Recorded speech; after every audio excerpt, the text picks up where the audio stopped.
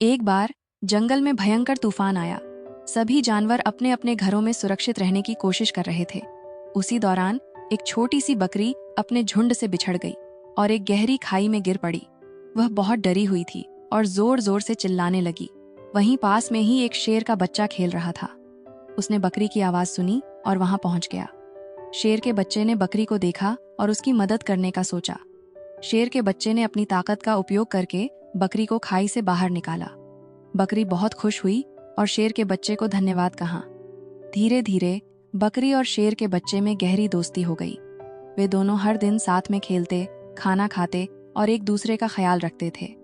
जंगल के अन्य जानवर इस अनोखी दोस्ती को देखकर हैरान थे, लेकिन उन्होंने इस सच्ची दोस्ती का सम्मान किया। एक दिन जंगल में एक शिकारी आया।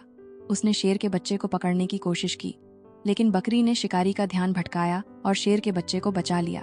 शिकारी वहां से भाग गया और फिर कभी जंगल में नहीं आया। इस घटना के बाद शेर के बच्चे और बकरी की दोस्ती और भी मजबूत हो गई।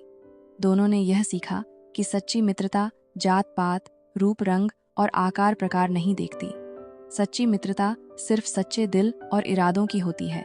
यह कहानी हमें सिखाती है कि हमें भी अपने जीवन में सच्चे मित्रों की कद्र करनी चाहिए और उनकी मदद के लिए हमेशा तैयार रहना चाहिए। मित्रता का सबसे बड़ा गुण है निस्वार्थ प्रेम और समर्पण, जो इस कहानी के पशुओं ने हमें दिखाया।